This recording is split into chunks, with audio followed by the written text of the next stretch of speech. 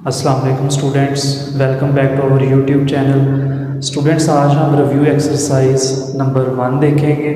जो आपने chapter number 1 की तीनों एक्सरसाइजेज डिस्कस की थी 1.1, 1.2, 1.3, ये हमारी सारी चीज़ें कंप्लीट हो गई हैं। अब हमने चैप्टर नंबर 1 की जो रिव्यू एक्सरसाइज है उसको डिस्कस करना है। यहाँ पर मैंने सबसे पहले क्वेश्चन नंबर 2 लिख दिया। क्वेश्चन नंबर 1 सिंपल था, MCQs थे, वो कोई इतनी टफ चीज़ नहीं थी। अब क्वेश्चन नंबर 2 जो है, क्वेश्चन नंबर 2 की स्टेटमेंट आपके पास ये है कि अगर a की वैल्यू हो 3/2, b की वैल्यू दी है आपको 5/3 और c की वैल्यू आपको दी हुई है 7/5, तो आपने वेरीफाई करना है। ये इसके दो पार्ट्स हैं। पहले पार्ट में क्या करना है जी, आपने a × b + c = ab + ac करना है आपने, यानी कि आपने ये पार्ट नंबर 1 जो है इसके अंदर a, b और c की वैल्यूज पुट करनी है और इसको वेरीफाई कर देना है। दोनों साइड्स का आंसर बराबर होना चाहिए। तो हम क्या करते हैं जी, हम इसे सबसे पहले इस क्वेश्चन में पार्ट नंबर 1 देखते हैं। पार्ट नंबर 1 हमारे पास क्या है जी, इधर मैं चले सोल्यूशन लिख लेता हूँ। ये ऊपर जो है ना, ये वाली सारी चीज़, ये आपके पास क्वेश्चन है, ठीक है। तो सोल्यूशन लिखते हैं हम लोग और इसमें पार्ट नंबर 1 लिख लेते हैं। पार्ट नंबर 1 जो है आपके पास है a × b + c = ab + ac। तो आपके पास दो तरीक़ेकार है। एक तरीक़ाकार ये है कि left hand side find out कर ले, फिर राइट हैंड साइड कर लें। हम भी सिंपल इसी तरह से करते हैं। सबसे पहले हम लोग ना लेफ़्ट हैंड साइड करते हैं। तो लेफ़्ट हैंड साइड आपके पास क्या है जी, लेफ़्ट हैंड साइड हमारे पास है बेटा a × b + c। सबसे पहले हम लोग इस साइड का आंसर निकालते हैं। तो बात याद रखनी, जो ब्रैकेट के अंदर चीज़ होती है बेटा, सबसे पहले आपने उसको हल करना होता है। तो ब्रैकेट के अंदर है b + c, ठीक है। तो हम b + c पहले फाइंड आउट करते हैं। बेशक ब्रैकेट लगा लें या ना लगाएं आप, अगर इकट्ठा भी आप करना चाहते हैं तो वो भी हो जाएगा। लेफ्ट हैंड साइड मैं इधर ऊपर कर देता हूँ, ध्यान से देखिएगा। लेफ्ट हैंड साइड क्या है जी, a × b + c। तो पहले आप a की वैल्यू पुट करें। a की वैल्यू कितनी है जी, 3/2 आ गई। आगे ब्रैकेट लगाएं आप और उसके बाद आपके पास b की वैल्यू क्या है बेटा, 5/3। आगे उसके बाद क्या है जी, उसके बाद आपके पास प्लस बीच में लगा हुआ है और फिर c की वैल्यू है। c की वैल्यू क्या है जी, 7/5, ठीक है जी। हमने वैल्यूज पुट कर दी। उसके बाद अब आपने क्या करना है, 3/2 को बाहर रहने दें। अंदर बेटा 3 और 5 का अगर आप एलसीएम लेते हैं तो आपके पास 15 एलसीएम आ जाता है, ठीक है। दोनों डिफरेंट नंबर है, दोनों को आपस में डायरेक्टली मल्टीप्लाई कर दें तो 15 एलसीएम आ जाएगा। अब आपने इसके बाद क्या करना है, इसके बाद आपको ये एलसीएम लेना आना चाहिए कि 15 जो है इसको आपने अंदर रखना है और डिवाइड करना है आपने। ये जो इसके नंबर नीचे 3, इसके नीचे 3 के साथ आप डिवाइड करेंगे तो 3 × 5 = 15 आएगा। आंसर क्या आ गया आपके पास, 5 आ गया। 5 को आपने ये जो ऊपर नंबर होगा उसके साथ मल्टीप्लाई करना है। 5 × 5 = 25 हो गया, प्लस फिर आगे इसी तरह से 15 को अंदर रख के 5 पे डिवाइड करेंगे। चले मैं एक आपको ऐसे कर देता हूँ, बाकी जो है वो डायरेक्टली कर लें। 15 को अंदर रखना है, जो इसके नीचे नंबर होगा उसके साथ डिवाइड करना है। 5 × 3 = 15, 3 आंसर है। जो आंसर आएगा उसको आपने ऊपर वाले नंबर के साथ मल्टीप्लाई कर देना। 3 × 7 = 21 आ गया। अब आप क्या करेंगे जी, अब आप इसको मज़ीद सिंप्लीफाई कर लें। 20 और 20 40 और 40/15 आ गया। अब आप 46 को 3 के साथ मल्टीप्लाई कर लें कैलकुलेटर में। 46 × 3 तो आपके पास आता है बेटा 138, और 15 को 2 के साथ मल्टीप्लाई किया तो 30 आ गया। इसको आप सिंप्लीफाई करेंगे, जब डिवाइड करेंगे कैलकुलेटर पे तो आपके पास आएगा 23/5। ये 23/5 जो आपके पास आया है, ये कौन सी साइड आई है बेटा, ये लेफ्ट हैंड साइड आ गई है। ये देखिए a × b + c आपके पास लेफ्ट हैंड साइड जो है उसका आंसर ये निकल आया है। अब इसके बाद आपने क्या करना है जी, इसके बाद आपने राइट हैंड साइड देखनी है, यानी कि ये वाली साइड देखनी है। अब तो आप इधर लिखें कि right hand side = ab + ac। ये आपने अब फाइंड आउट करनी है। तो मैं इसको इधर कर देता हूँ, इसे मैं रेज कर लेता हूँ यहाँ से। तो बेटा राइट हैंड साइड आपके पास क्या है, ab + ac। तो हम इसको इधर लिखते हैं ab + ac = बेटा ए बी जो है वो क्या है, ए की वैल्यू आपके पास दी हुई है 3/2, बी की वैल्यू आपके पास दी हुई है 5/3। ये सारे को मल्टीप्लाई करें, प्लस कर दें ए की वैल्यू फिर, क्योंकि ए सी का मतलब है कि आपने ए की वैल्यू को सी के साथ मल्टीप्लाई करना है। ए की वैल्यू क्या है जी 3/2 मल्टीप्लाई बाय सी की वैल्यू क्या है बेटा 7/5। ये दोनों वैल्यूज़ मैंने कहाँ से ली है बेटा, ये देखिए ए की वैल्यू ये दी हुई है, बी की वैल्यू ये दी हुई थी, सी की वैल्यू आपके पास ये है। तीनों वैल्यूज़ आपने इधर पुट कर दी हैं। तो बेटा उसके बाद आपने ये करना है कि 3 को 5 के साथ मल्टीप्लाई करें, 15, 3 2 6 प्लस लगा दें, 3 7 21, 2 5 10। बेटा अब 6 का और 10 का आपने एलसीएम लेना है।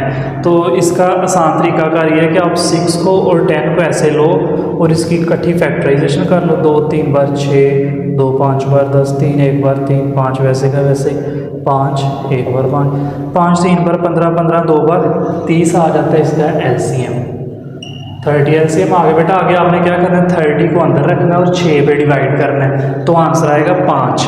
5 को 15 के साथ ज़रब करेंगे तो आपके पास आएगा 75 प्लस।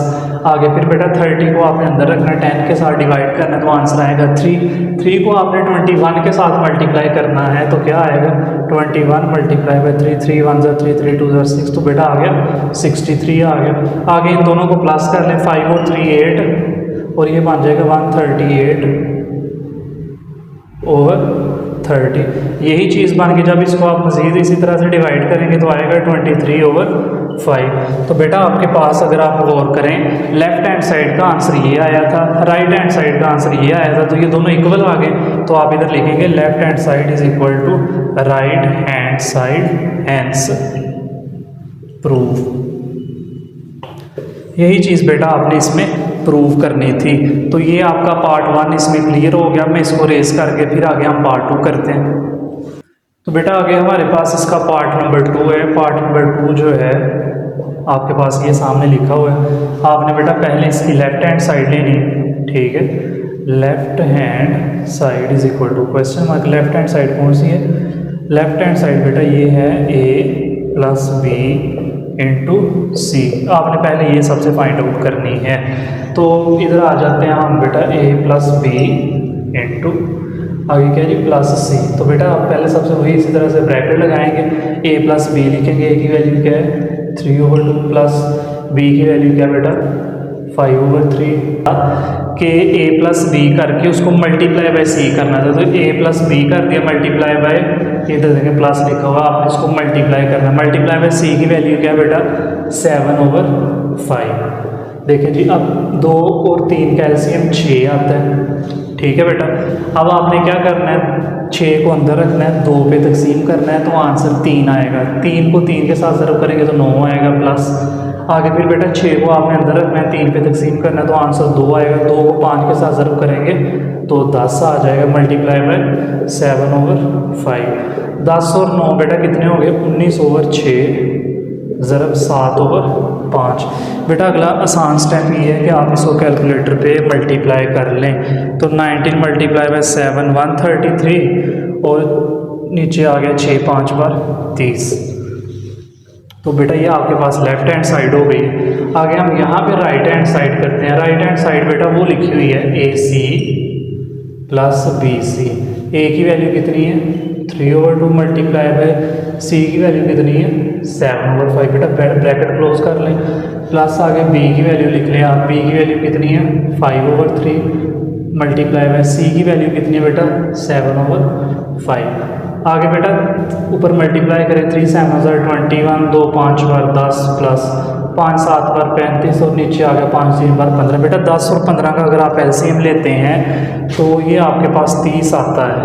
करके आप देख लें बेशक 5 2 बार, वो आपने टेबल यहाँ पे पकड़ना जो दोनों में आ रहा हो। 5 2 बार 10, 5 3 बार 15, 2 1 बार 2 3 वैसे का वैसा, 3 1 बार। अब आप इन सारी वैल्यू को मल्टीप्लाई कर लें तो 30 एलसीएम आ जाएगा जी।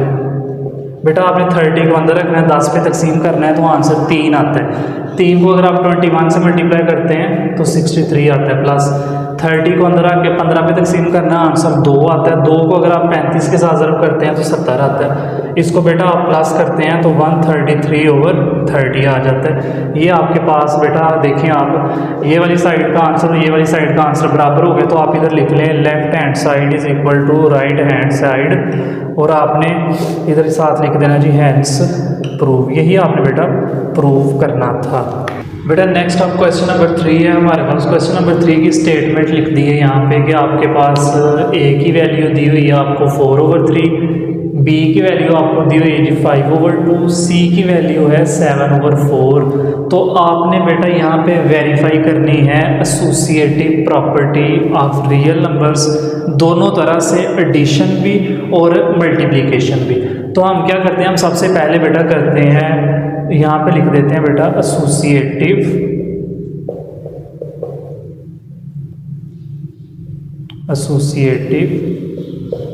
प्रॉपर्टी,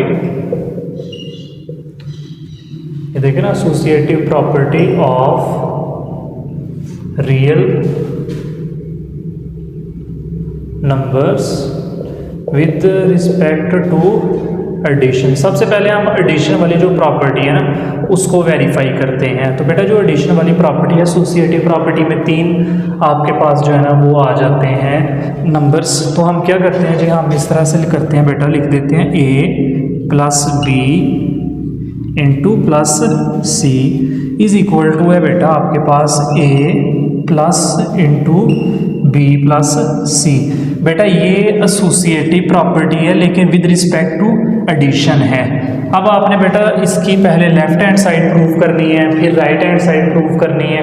ठीक है जी, लेफ्ट हैंड साइड हम पहले, लेफ्ट हैंड साइड क्या है बेटा, a plus b into plus c is equal to, पहले देखें ब्रैकेट, a की वैल्यू क्या है बेटा 4/3 प्लस b की वैल्यू क्या है, b की वैल्यू है बेटा आपके पास 5/2 ब्रैकेट क्लोज, प्लस c की वैल्यू क्या है 7/4। आपने पहले इसको सिंप्लीफाई करना है बेटा। 3 और 2 का एलसीएम कितना आता है, 6 आ जाता है। 6 को अंदर रखना है, 3 पे डिवाइड करना है तो आंसर 2 आ जाता है। 2 को 4 के साथ मल्टीप्लाई करना है तो आंसर 8 आ जाता है, प्लस 6 को अंदर रख के 2 पे तकसीम करें तो आंसर 3 आता है। 3 को 5 के साथ ज़रब करें तो आंसर 15 आता है बेटा, प्लस 7/4। तो बेटा 15 और 8 कितने हो गए जी, 23/6 जमा 7/4। बेटा अब 6 और 4 का आपने पहले एलसीएम निकाल लेना है। तो इसको कैसे निकालना है, 6 4 दोनों सेम टेबल में आते होंगे, वो आपने लिखना है 2 3 बार 6, 2 2 बार 4, फिर आगे आप 3 1 बार 3, 2 वैसे का वैसे, 2 1 बार 2। इन सारे नंबर्स को आपस में मल्टीप्लाई कर लें बेटा, 3 2 बार 6, 6 2 बार 12। इसका एलसीएम बेटा आ जाएगा 12 को आपने अंदर रखना है, 6 पे डिवाइड करना है तो आंसर 2 आएगा। 2 को 23 से मल्टीप्लाई करके देख लो। चलिए इधर हम जल्दी से कर लेते हैं, 2 को 23 से कर लेते हैं, 2 बार 6, 2 2 बार 4, 46 आ जाता है बेटा। आगे प्लस 12 को अंदर रखना है, 4 पे डिवाइड करना है, आंसर 3 आता है। 3 को 7 से मल्टीप्लाई करना है, आंसर 21 आता है। ये कितने बन जाएंगे, 6 और 1 7, 4 और 2 6, और बेटा ये 12 आ गया। तो आपके पास ये बेटा लेफ्ट हैंड साइड निकल आई है। ठीक है जी, अब आप निकालेंगे राइट हैंड साइड। मैं इधर बेटा राइट हैंड साइड निकाल देता हूँ इसकी। आपके पास राइट हैंड साइड की जो है ना वैल्यू ये है बेटा, a plus into b plus c. तो आप पहले a की वैल्यू लिखें, a की वैल्यू 4/3 प्लस इंटू b की वैल्यू है बेटा आपके पास 5/2 प्लस c की वैल्यू है आपके पास 7/4। तो बेटा आपने पहला स्टेप क्या करना है जी, पहला स्टेप बेटा ये जो अंदर वैल्यू है ना इसका एलसीएम लेना है। 2 और 4 का एलसीएम आएगा 4 ही आ जाएगा। 4 को अंदर रख के बेटा आपने 2 पे डिवाइड करना है तो आंसर 2 आएगा। 2 को 5 से मल्टीप्लाई करना है, आंसर 10 आ जाएगा। प्लस 4 को 4 पे डिवाइड करेंगे तो आंसर 1 आएगा। 1 को 7 के साथ मल्टीप्लाई करेंगे तो 7 ही आ जाएगा बेटा। 4/3 प्लस 10 और 7 17/4 बेटा। फिर आगे यही है 3 और आप इसको एक बार दोबारा लिख लें 17/4 4 आ गया बेटा। अब आपने क्या करना है जी, अब आपने 3 और 4 का एलसीएम लेना है। तो हमने इधर भी यही किया था, 3 और 4 का एलसीएम लिया। इधर 3 और 2 का हमने लिया था, यहाँ पे 3 और 4 का है। तो बेटा दोनों डिफरेंट नंबर हैं, तो डायरेक्टली पता है कि 12 भी आ जाना है। 3 को 4 से मल्टीप्लाई करके देख लें, 12 आएगा। 12 को अंदर रख के 3 पे तकसीम करें तो आंसर 4 आता है। 4 को 4 से मल्टीप्लाई करें तो आंसर 16 आता है। ठीक है बेटा, अगर नहीं करना आता तो आप कैलकुलेटर उठा लें, आसान तरीकाकार है। जो नीचे वैल्यू होगी उसको लिखना है, उसको तकसीम कर देना 3 पे। 12 डिवाइडेड बाय 3 करेंगे तो आपके पास आंसर 4 आएगा। वो जो 4 आंसर आएगा उसको आपने ऊपर वाले नंबर से मल्टीप्लाई करना है। 4 को 4 के साथ मल्टीप्लाई किया तो आंसर आ गया 16। ठीक है बेटा, अब आपने इसी तरह से इसका भी करना है बेटा। तो आपने 12 को अंदर रखना है, 4 पे तकसीम करना, आंसर आता है 3। 3 को आपने 17 के साथ मल्टीप्लाई करना है तो आंसर आता है 51। 51 को 16 में प्लस कर दें तो आंसर आता है 67/12। तो बेटा आप ये देख लें कि ये राइट हैंड साइड का आंसर है, ये लेफ्ट हैंड साइड का आंसर आप लिख सकते हैं कि आप बेटा इसके बाद बात इधर लिख लेंगे। ये मैं इधर लिख देता हूँ कि left hand side is equal to right hand side, hence proof. तो बेटा ये आपके पास हमने इसका एक हिस्सा कर लिया, क्योंकि सवाल में था 2 चीज़ें आपने वेरीफाई करनी है। Associative property of real with respect to addition हमने कर ली है, इसके बाद हम विद रिस्पेक्ट टू मल्टीप्लिकेशन करते हैं। बेटा अब हम इसका जो दूसरा पोर्शन रहता था वो देखते हैं जी, associative property with respect to multiplication. ये बेटा चीज़ अब हमने फाइंड आउट करनी है। तो इधर भी वही तरीकाकार है, ए बी इंटू सी कर लें is equal to A into B C कर लें। तीनों वैल्यूज़ हैं, इनको आपस में आपने एसोसिएटिव प्रॉपर्टी के पहले 2 जो आपके पास नंबर्स हैं उनको मल्टीप्लाई करके उनको ब्रैकेट के अंदर इनक्लोज करें, तीसरे को बाहर रखें। फिर उसके बाद ये है कि फर्स्ट वाले को बाहर रखें और 2 नंबर्स जो रहते होंगे उनको आप ब्रैकेट में इनक्लोज कर लें। तो ये एसोसिएटिव प्रॉपर्टी होती है विद रिस्पेक्ट टू मल्टीप्लिकेशन। तो इसमें बेटा सबसे पहले आप लेफ्ट हैंड साइड लेंगे। लेफ्ट हैंड साइड क्या है जी बेटा, ए बी इंटू सी। तो पहले आप ब्रैकेट के अंदर ए की वैल्यू लिखें, कितनी है जी 4/3, मल्टीप्लाई बाय फिर बी की वैल्यू लिखें 5/2, फिर ब्रैकेट के बाहर सी की वैल्यू है बेटा 7/4। तो अब आपने 5 को 4 के साथ ज़रब किया तो 20 आ गया, 3 2 बार 6 आ गया ज़रब, बाहर जो वैल्यू 7/4 है उसके साथ कर दें बेटा इसको मल्टीप्लाई में। 20 को अगर आप 4 बार करते हैं, 20 को 5 बार करते हैं तो 100 आता है। ठीक है, डायरेक्टली कर सकते हैं ज़ुबानी तो कर लें, नहीं तो कैलकुलेटर भी यूज़ कर लें, कोई मसला नहीं है। तो बेटा 20 को 7 के साथ करेंगे तो 140 आ जाएगा, 6 4 बार 24। अब इधर क्या इसमें से कट होते हैं, इतना टाइम ज़ाया करने की ज़रूरत नहीं है, डायरेक्टली इसको कैलकुलेटर पे सॉल्व कर लें तो आता है बेटा 35/, ये नीचे क्या है जी, नीचे 24 है। तो बेटा इसका आंसर आता है 35/6। ठीक है बेटा, ये लेफ्ट हैंड साइड आपके पास आ गई। अब हम राइट हैंड साइड देखते हैं बेटा। राइट हैंड साइड क्या थी जी, राइट हैंड साइड ये है a इंटू बी सी। तो पहले आप a वाली वैल्यू लिखेंगे जी 4/3 इंटू बी वाली वैल्यू जो है वो बेटा आपने ब्रैकेट के अंदर इनक्लोज करनी है। फिर सी वाली वैल्यू लिखें 7/4, तो आपके पास 4/3 बाहर ही रहेगा। ठीक है, और अंदर आ जाएगा 5 7 35, 2 4 8। 35 को आप 4 के साथ मल्टीप्लाई करके चेक कर लें क्या आंसर आता है जी। इसका आंसर आता है बेटा 140। 8 3 24, वही चीज़ बन गई, डिवाइड करेंगे तो 35/6 आ जाएगा। तो बेटा आपने इधर ये बात लिख देनी है कि left hand side is equal to right hand side, hence proof. बेटा ये आपने प्रूव करना था, ये आपका प्रूव हो गया है। तो बेटा अब नेक्स्ट हमारे पास क्वेश्चन नंबर 4 है। क्वेश्चन नंबर 4 ये है कि आपके पास 0 जो है ये रैशनल नंबर है या नहीं है, इसको एक्सप्लेन करें। तो अगर हम 0 की बात करते हैं तो बेटा 0 जो है वो एक रैशनल नंबर है। ठीक है, इसको हम रैशनल नंबर की डेफिनेशन से प्रूव करते हैं। रैशनल नंबर की जो डेफिनेशन है वो क्या है?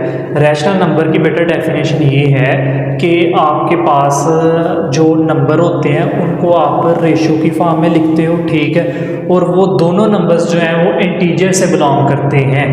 आप देखिए मैंने भी यही इधर बात लिखी है कि number that can be expressed as a ratio, ratio का मतलब होता है बटा, डिवीजन की जो फॉर्म है, ठीक है। इंटीजर्स क्या होते हैं बेटा? ये हमने इस चैप्टर को जब स्टार्ट किया था तब पढ़ा था, एक लेक्चर सिर्फ डेफिनेशंस के लिए बनाया था कि इंटीजर्स को हम लोग z से शो करते हैं। इसके अंदर जीरो भी आता है, प्लस वाले सारे नंबर्स आते हैं और माइनस वाले भी सारे नंबर्स ही आते हैं।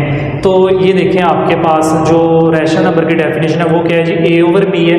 a और b दोनों क्या हैं? ये दोनों के दोनों इंटीजर्स हैं, लेकिन b जो है वो जीरो के बराबर नहीं होना चाहिए। ये रैशनल नंबर की डेफिनेशन है। अब अगर आप जीरो को इस फॉर्म में a ओवर b की फॉर्म में लिखते हो तो आप कैसे लिखोगे? आप लिखोगे कि 0 ओवर 1, और बेटा 0 ओवर 1 क्या होता है? 0 ही होता है।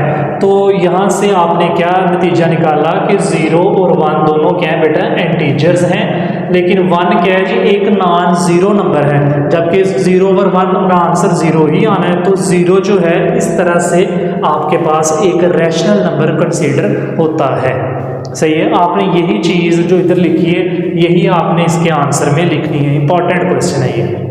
उसके बाद बेटा क्वेश्चन नंबर 5 है आपके पास कि आपने रियल नंबर्स की ट्राइकोटोमी प्रॉपर्टी जो है ना, या ट्रिकोटोमी प्रॉपर्टी, ये आपने लिखनी है। अब बेटा अगर आप बात करते हो इसके आंसर की तो उसमें 3 कंडीशंस होंगी।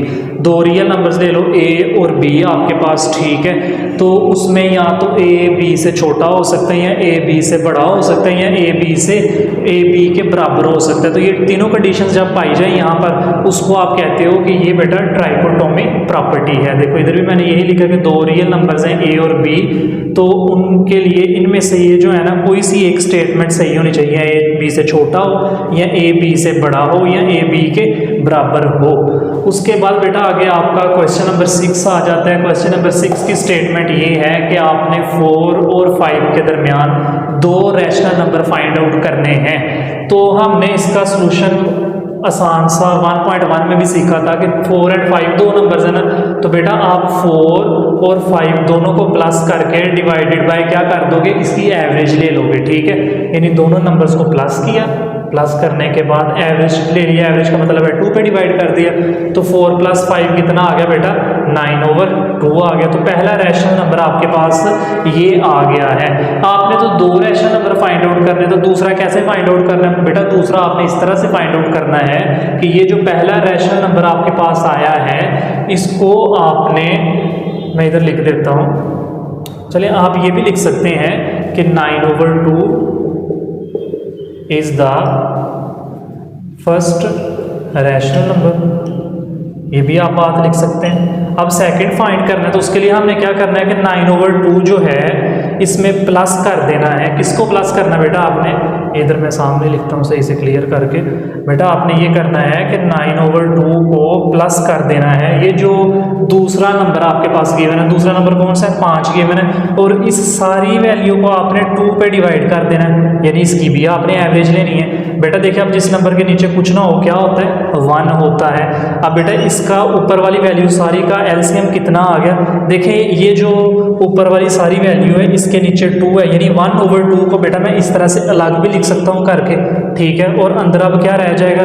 एलसीएम बेटा हम लेते हैं तो एलसीएम आ जाएगा 2, ठीक है जी। 2 से कैंसिल हो गया, 1 आया, तो 1 को 9 के साथ मल्टीप्लाई किया तो 9 आ गया, प्लस आगे इसके नीचे कुछ नहीं है तो बेटा ये डायरेक्टली जो है वो आपके पास 2 5 के साथ मल्टीप्लाई हो जाएगा तो 10 आ जाएगा।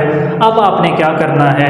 अब अगला काम बेटा आपने ये करना है कि इन वैल्यूज़ को दोनों को जमा करना है हमने, तो मैं इधर ये कर देता हूँ जी।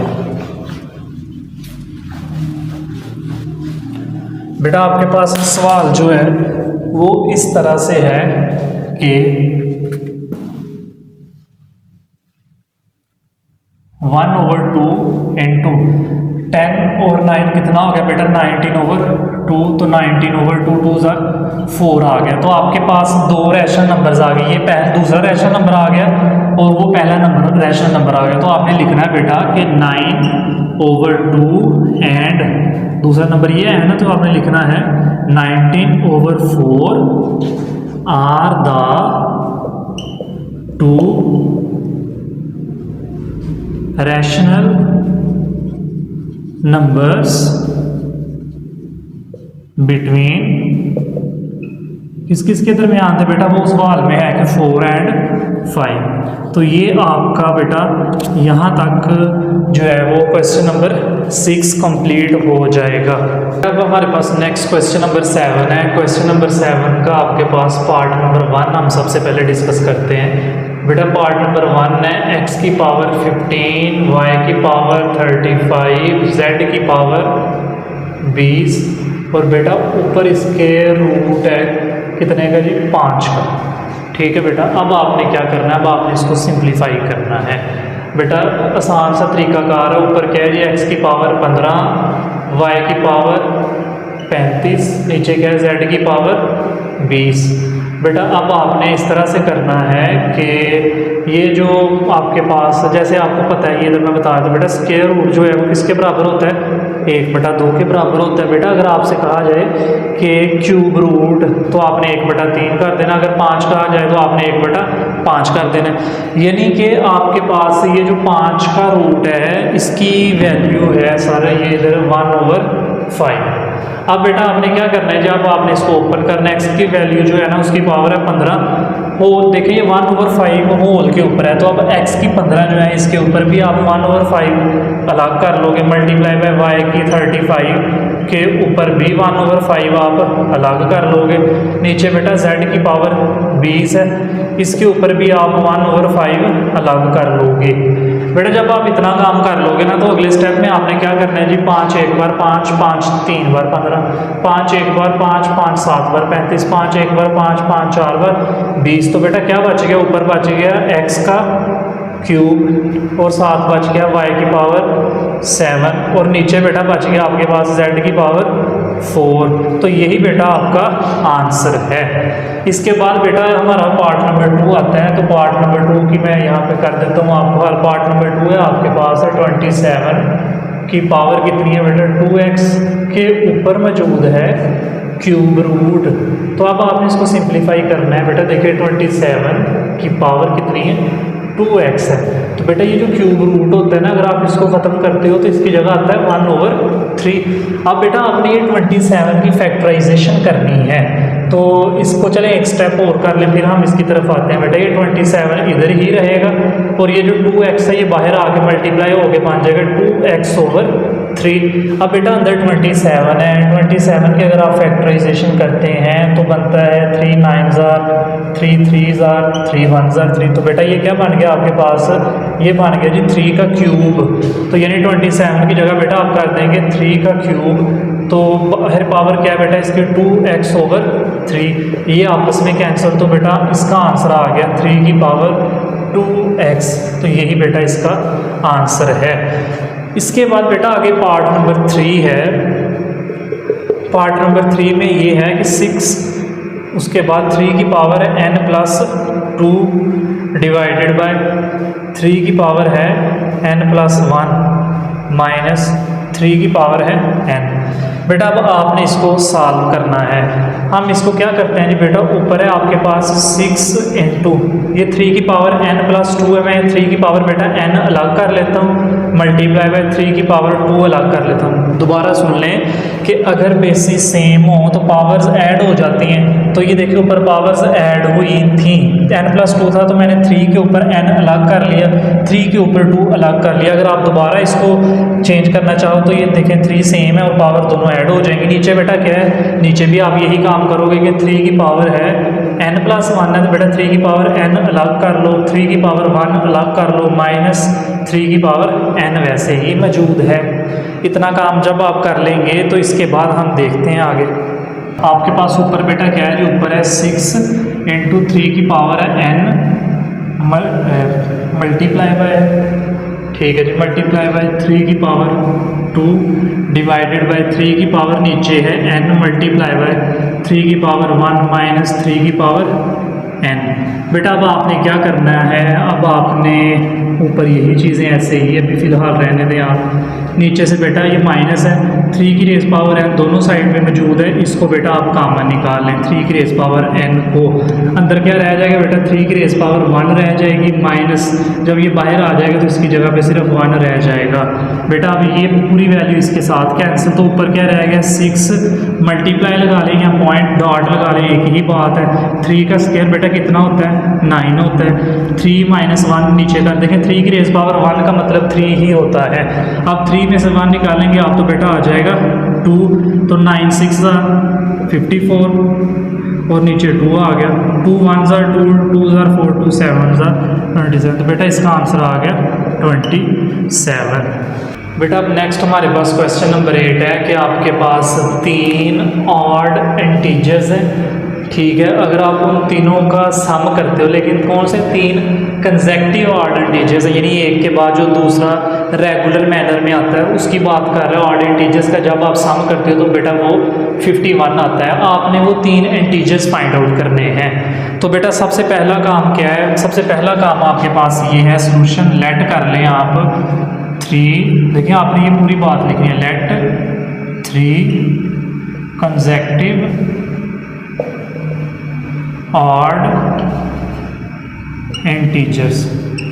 बेटा अब आपने 3 ऑड इंटीजर्स लेट करना है। कौन कौन सा कर लें, एक x कर लें, x प्लस 2 लेट कर लें और x प्लस 4 लेट कर लें जी। ये बेटा ऑड इंटीजर्स हैं, तीनों कंसेक्टिव ऑड इंटीजर्स हैं, ठीक है बेटा।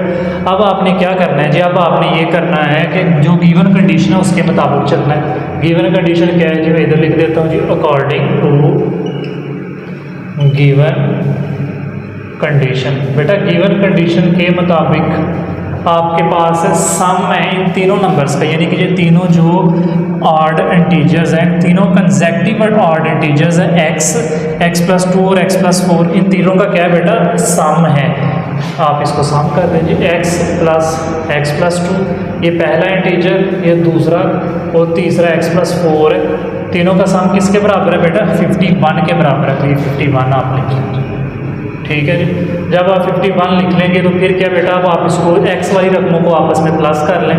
3 बार x है तो ये तीनों का प्लस 3x हो गया, प्लस 4 और 2 हो गए बेटा 6 is equal to 51। 3x is equal to बेटा 51 में से 6 इक्वल टू दूसरी तरफ जाएगा, जाके माइनस हो जाएगा। तो 51 में से बेटा अगर आप 6 निकालते हैं तो इसका आंसर आता है 45, ठीक है जी। अब ये बेटा 3x के साथ इधर मल्टीप्लाई हो रहा है, इक्वल के दूसरी तरफ जाएगा तो जाके डिवाइड हो जाएगा। जब आप इसको डिवाइड करोगे तो आपके पास आंसर आ जाएगा x का कितना, 15 आ जाएगा बेटा, ठीक है। तो अब आप अपनी ये जो आपने तीनों कंसेक्टिव इंटीजर्स फाइंड आउट करने हैं, अब आप इसकी बात इधर लिखें। बेटा आपके पास जो फर्स्ट ऑड इंटीजर है वो क्या था जी बेटा, x था, तो x का आंसर कितना है, 15, आपके पास एक आंसर आ गया। सेकेंड ऑड इंटीजर आपने निकालना था, तो वो आपने कैसे किया था जी, x प्लस 2 करके, तो बेटा 15 जमा 2 कर लें तो कितना आता है, 17 आंसर आ जाता है। 2 आ गए जी बेटा। उसके बाद थर्ड ऑड इंटीजर, इसका आपने क्या किया था बेटा, x प्लस 4 किया था। x का आंसर कितना था, 15 जमा 4 19 आ जाता है। तीनों बेटा इंटीजर्स आपके पास आ गए। अब आपने इसका एक स्टेटमेंट की फॉर्म में आंसर लिखना है। आंसर कैसे लिखना है, 15 17 and 19 are the 3 consecutive odd integers whose sum is 51। बेटा आपके पास ये 3 आंसर आए हैं ना, इन तीनों को जमा करके चेक कर लो यार। तो बेटा कितना आता है, 9 1 10 और 6 16 16 और 4 20 और 1 21 21 और 2 ये 3 और 2 5 51 आ जाता है। तो इसका मतलब है कि आपके पास अगर तीनों नंबर्स को आप सम करते हो तो उसका आंसर 51 आ जाता है। बेटा अब नेक्स्ट हमारे पास क्वेश्चन नंबर 9 है। क्वेश्चन नंबर 9 की स्टेटमेंट आपके सामने लिख दी है कि अब्दुल्ला ने 96 बॉल्स जो हैं वो लिए, ठीक है, और उनको 2 बकेट्स के अंदर रख दिए, पुट कर दिए। अब क्या किए जी, उसके बाद 2 बकेट्स के अंदर 96 बॉल्स उसने रखी है, ठीक है। एक बकेट के अंदर 28 बॉल्स ज़्यादा है एज़ कम्पेयर टू दूसरी बकेट, ठीक है। अब आपने ये बताना है कि दोनों बकेट्स के अंदर कितनी कितनी बॉल्स आई हैं, आपने ये फाइंड आउट करनी है। तो बेटा आप सबसे पहले इसमें ये करें कि सॉल्यूशन लिखें इसका, ठीक है। आप लेट करें पहले। लेट क्या करना है बेटा, लेट आपने ये करना है कि एक बकेट के अंदर जो बॉल्स हैं उनको आप एक्स लेट कर लें, जो दूसरी बकेट के अंदर बॉल्स हैं वो कंडीशन दी हुई थी आपको कि 28 बॉल्स ज़्यादा हैं, तो उसको आप x + 28 लेट कर लें, ठीक है। आपने पहले क्या करना है, लेट कर लें आप नंबर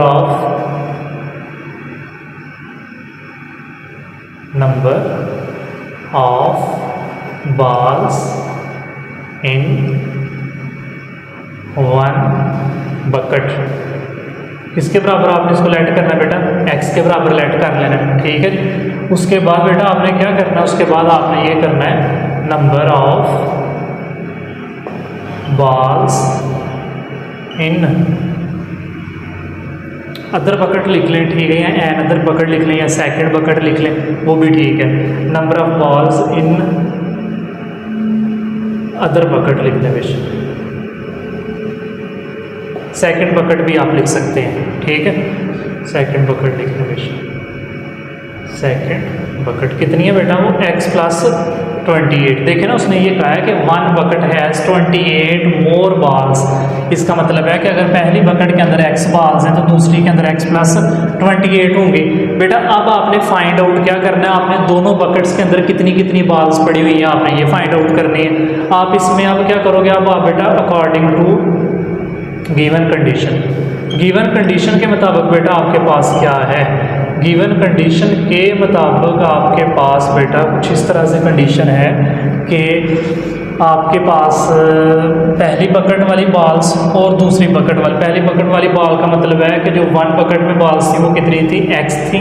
इसको आपने प्लस करना है, जो दूसरी बकेट के अंदर बॉल्स है वो कितनी है, x + 28 है बेटा, ठीक है। ये फर्स्ट बकेट वाली बॉल्स हैं और ये सेकंड बकेट वाली बॉल्स हैं। ये किसके बराबर है बेटा, ये दोनों का सम बेटा 96 बॉल्स के बराबर है। तो टोटल कितना है 96, तो इन दोनों को सम करके आपने 96 के बराबर लिखना है। अब सिंपल चीज़ है जी, x को x में प्लस करेंगे तो बेटा 2x आ जाएगा, 2x + 28 = 96 आ गया। 2x = 28 इक्वल की दूसरी तरफ जाके बेटा माइनस का हो जाएगा। अगले स्टेप में क्या करना है, 96 में से 28 आपने निकालने हैं। तो 16 में से 8 निकालें तो बेटा 8 रह जाता है, 8 में से 2 निकालेंगे तो 6 रह जाता है। अगले स्टेप में क्या करना है बेटा, 68 के नीचे 2 को ला के डिवाइड कर लें। 2 1s are 2, 2 3s are 6, 2 4s are 8, तो बेटा 34 आ गया। अब बेटा ये 34 किसको शो कर रहे हैं, x को शो कर रहे हैं। इस बात का मतलब है आपने इधर बात लिखनी है कि number of balls in 1 bucket = x था = 34, ठीक है बेटा। और फिर आपने लिखना है number of balls in second bucket. Second bucket में बेटा कितनी आई हैं, x + 28 था, तो x का आंसर कितना है 34 + 28। तो बेटा 8 और 4 12, 2 1 कैरी 3 2 5 और 1 6, 62 बॉल्स आ गई है, 34 बॉल्स आ गई और ये 62 बॉल्स आ गई। तो बेटा अब आपने नीचे ये बात लिख देनी है कि 34 and 62 balls were in each bucket, यानी कि दोनों बकेट्स के अंदर बेटा वर इन ईच बकेट, पहली बकेट के अंदर 34 बॉल्स हैं एंड सेकंड बकेट के अंदर 62 बॉल्स हैं। नेक्स्ट आपके पास क्वेश्चन नंबर 10 है कि सलमा ने एक बैंक के अंदर एक अमाउंट इन्वेस्ट की है 3,50,000 रुपये, ठीक है। बैंक ने सलमा के साथ ये डील की है कि आपको पहले 2 सालों के अंदर जो है इतने % रेट के साथ हम प्रॉफिट देंगे।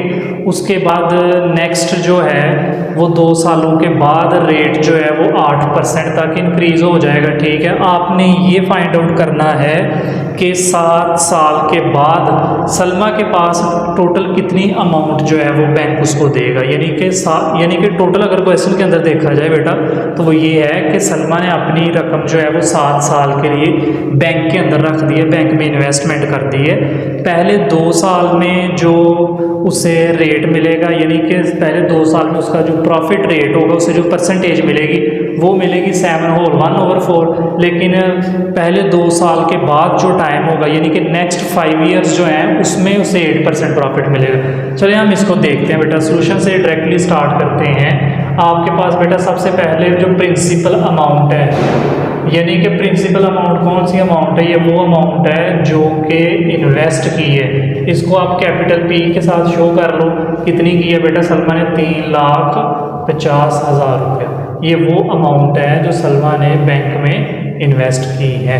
इतना काम करने के बाद अब आपने क्या करना है जी बेटा, आपने ये बात नोट की है कि पहले 2 सालों का जो रेट है वो ये है, यानी कि आप लिख लेंगे जी रेट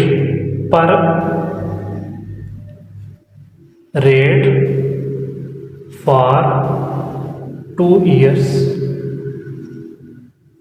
2 साल के लिए बेटा जो रेट है वो कितना है? 7/1/4%। रेट को आप कैपिटल R से शो कर लें। अब 7 4 पर 28 और 1 29/4% आ गया। ठीक है बेटा, अब आपने क्या करना है जी, अब आपने इतनी जब चीज़ फाइंड आउट कर लेंगे, नेक्स्ट आपने गिवन अपनी स्टेटमेंट के ऊपर फिर जाना। उसने फिर लिखा हुआ है कि 5 साल यानी 2 साल के बाद जो है वो रेट 8% हो जाएगा। इसका मतलब है टोटल बेटा 7 ईयर्स था ना, तो पहले 2 साल का रेट ये है, तो इसका मतलब है नेक्स्ट 5 ईयर्स का रेट 8% रहेगा। तो आपने लिखना है रेट फॉर नेक्स्ट 5 ईयर्स कितना रहेगा बेटा? इज इक्वल टू, ये भी आपके पास रेट है लेकिन ये 5 ईयर्स के लिए रेट है, ये 2 ईयर्स वाला रेट है। रेट कितना बेटा इसका? आपको 8% दिया हुआ है। ये देखिए आप 8% दिया हुआ है। आपने बेटा अमाउंट फाइंड करनी है कि 7 साल बाद इसकी टोटल अमाउंट, कलेक्टिव अमाउंट कितनी बनेगी। पहले अपना इंटरेस्ट फाइंड करना है पहले 2 सालों के लिए। ठीक है, फिर आपने इंटरेस्ट फाइंड करना है 5 सालों के लिए। दोनों की वैल्यूज़ को जमा करके जो गिवन इन्वेस्टमेंट की थी उसमें जमा कर दोगे तो आपके पास टोटल निकल आएगी कि 7 साल के बाद सलमा के पास इतनी अमाउंट जो है वो बैंक ने उसको दी है। यानी टोटल उसने ये जो है वो अमाउंट जमा कर ली है 7 साल में, उसे इतनी अमाउंट जमा हो गई।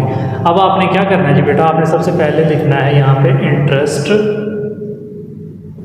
For 2 years. यहाँ फर्स्ट 2 ईयर्स लिख लें बेटा, फर्स्ट 2 ईयर्स। तो इसका फार्मूला क्या है वो देखें ध्यान से, principal amount multiply by rate.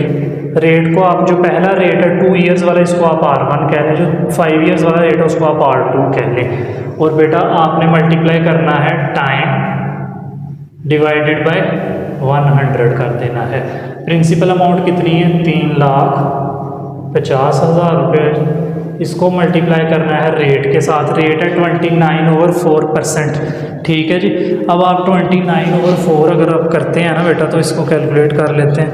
29/4 को तो आता है 7.25 मल्टीप्लाई बाय टाइम भी लिखना है, तो टाइम कितना है? 2 ईयर्स डिवाइडेड बाय 100, यानी आपके पास टोटल क्या बन गया जी? 3,50,000 ज़रब 7.25 मल्टीप्लाई बाय 2, तो आपके पास टोटल निकला है बेटा 5,75,000,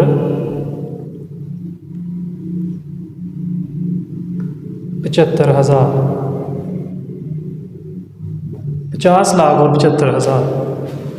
बेटा आपने इस सारी वैल्यू को 100 पे डिवाइड कर देना है। ठीक है, तो आपके पास आ जाएगा जी 50,750 रुपये। बेटा ये आपके पास वो इंटरेस्ट है जो बैंक पहले 2 साल में सलमा को देगा। ठीक है, इसके बाद अब हम नेक्स्ट 5 ईयर्स का फाइंड आउट करते हैं। बेटा अब इसके बाद हमने इंटरेस्ट निकालना है नेक्स्ट 5 इयर्स का, तो आपने लिखना है interest for next 5 years. 2 years का तो आपके पास आ गया ना, 5 इयर्स का निकालने का भी वही फार्मूला है, principal amount multiply by rate multiply by time.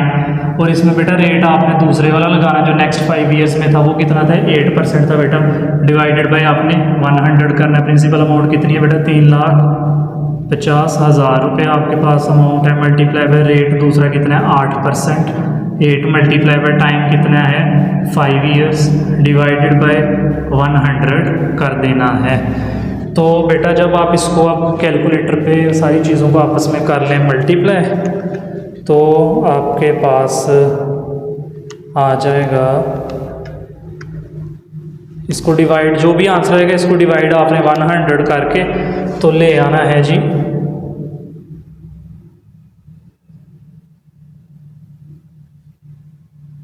1,00,000 और बेटा 40,000 रुपये आपके पास आ जाएगा। ये है interest for the next 5 years. देखें 5 इयर्स का इंटरेस्ट भी हमने ये निकाल लिया बेटा, रुपीज़ आ गए, और ये जो आपके पास 2 इयर्स का इंटरेस्ट था ये भी हमने निकाल लिया।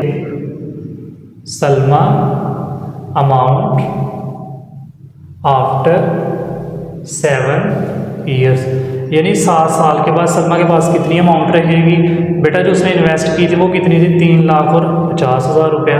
उसके बाद उसने पहले दोनों सालों में इतना जो है उसको इंटरेस्ट दिया बैंक ने 5,50,000 और 750 रुपया, फिर जमा कर दें। जो नेक्स्ट 5 इयर्स में था वो कितना था बेटा 1,00,000 और 40,000। इन सारी चीज़ों को बेटा आपने अब तीनों वैल्यूज़ को सम करना है, कैलकुलेटर पे कर लें जी। जब आप इन तीनों वैल्यूज़ का सम करते हैं तो आपके पास आंसर आ जाता है